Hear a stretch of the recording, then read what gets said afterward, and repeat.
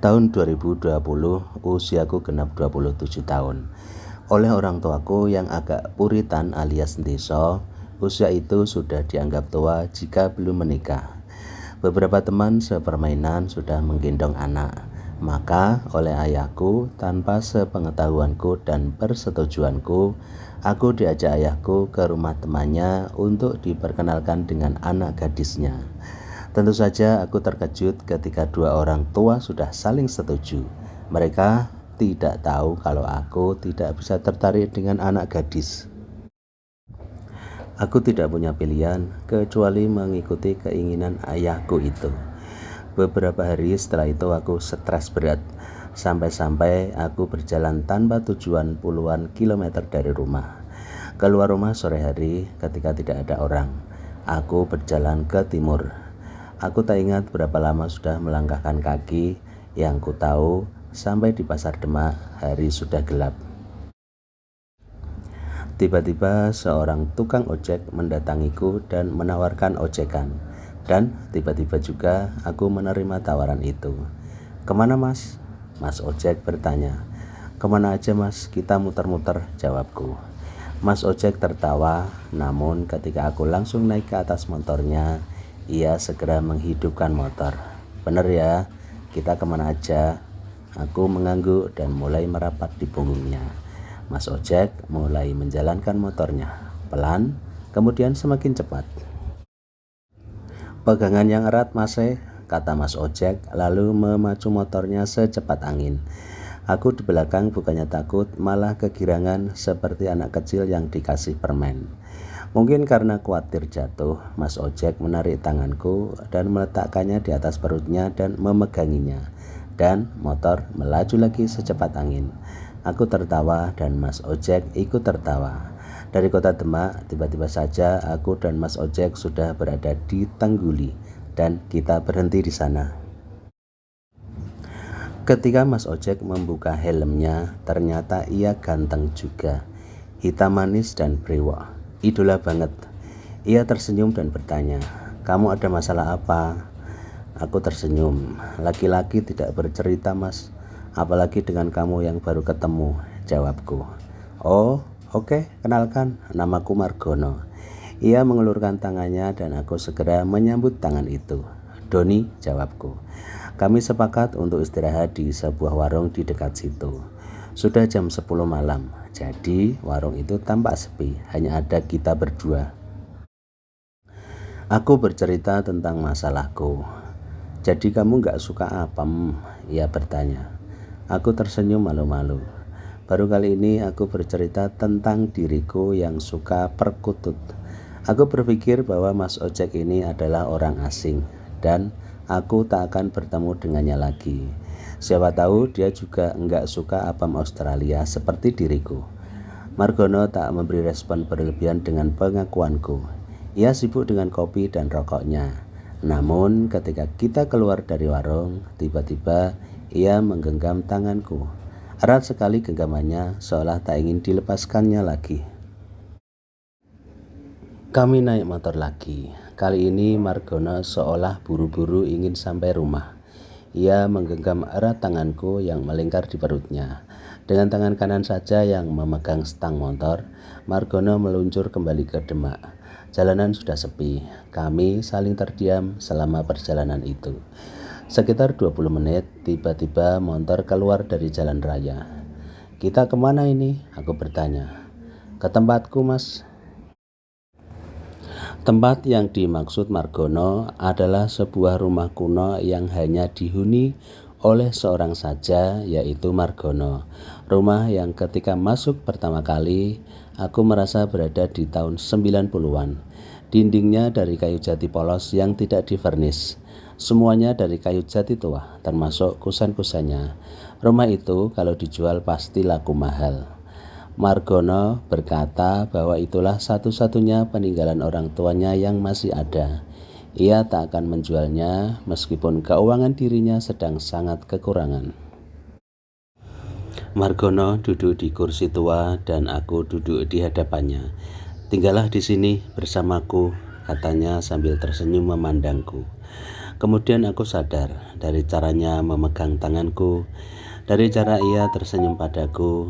Kemudian aku tahu bahwa ia juga sepertiku, laki-laki yang ditakdirkan untuk tidak mencintai wanita, laki-laki yang ditakdirkan tertarik dengan lelaki.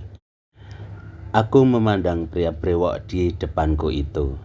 Tawarannya membuatku melupakan sebentar masalahku, tapi aku gak bisa meninggalkan kehidupanku begitu saja. Aku akan menikah, Mas. Bagaimana dengan orang tuaku jika aku menghilang begitu saja, kataku. Kulihat Margono hanya mengangguk-angguk. Malam itu aku menginap di rumahnya dan melakukan itu. Pagi-pagi sekali ia mengembalikan aku ke Demak. Margono mengantarku sampai di depan rumah. Sebelum pergi, ia berkata, "Kalau kamu butuh aku, kau sudah tahu kan di mana mencariku?" Aku mengangguk-angguk.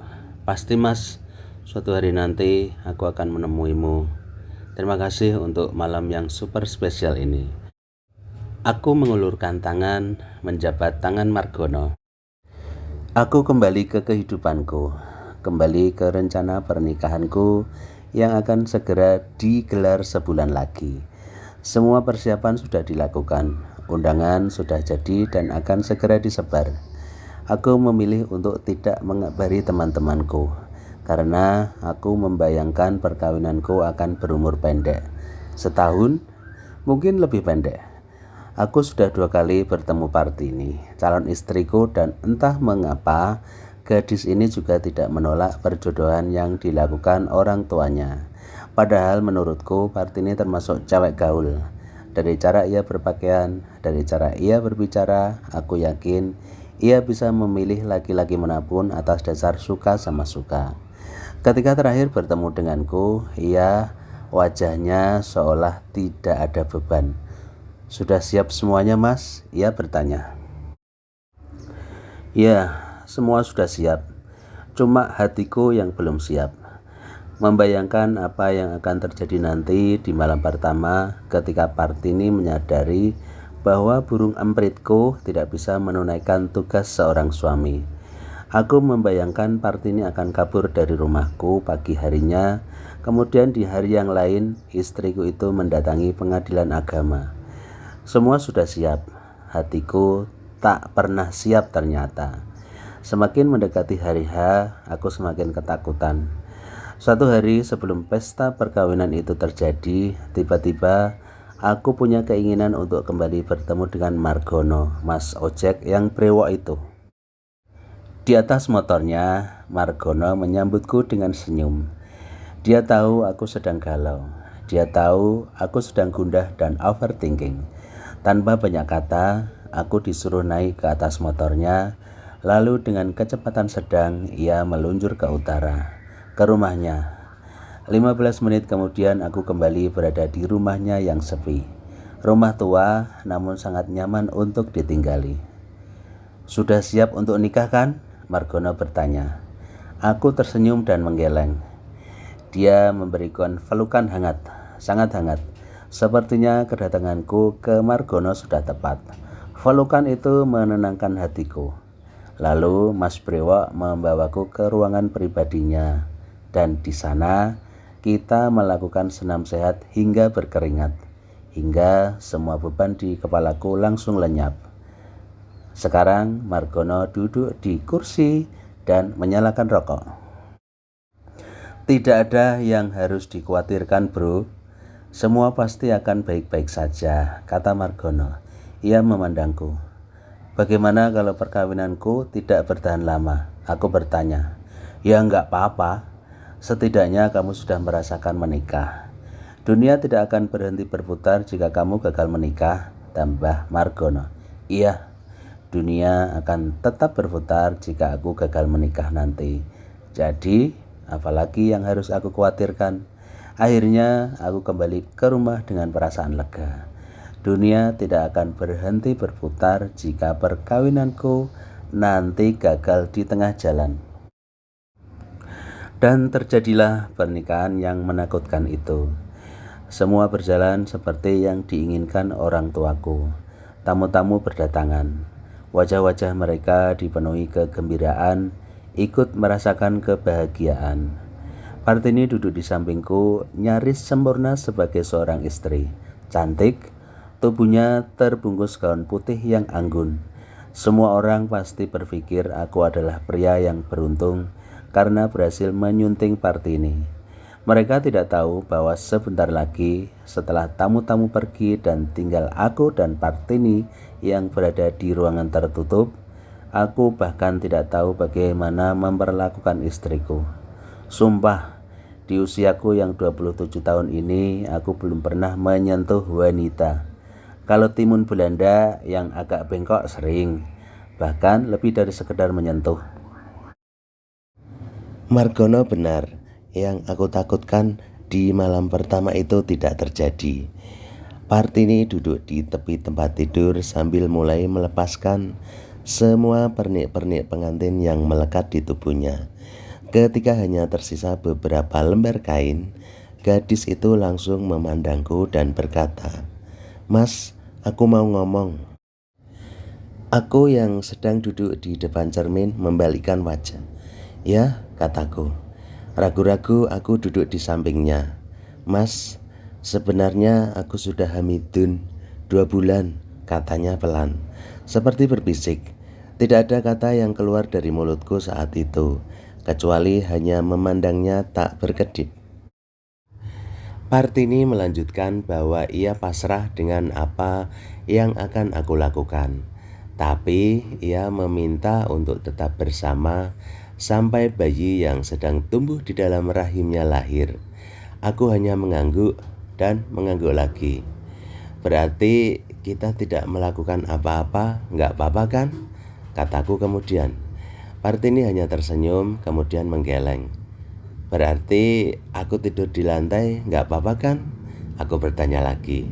Partini menggeleng lagi kemudian berkata, "Tapi jangan lupa pintu kamar dikunci ya." Kemudian kami tertawa. "Ya, benar," kata Margono. "Semua yang aku takutkan itu tidak pernah terjadi." Malam itu aku sudah merencanakan pertemuan dengan Margono lagi. Mungkin lusa, mungkin setelah lusa. Yang jelas, minggu ini aku harus bertemu dengan Margono, Kang ojekku yang brewokan itu.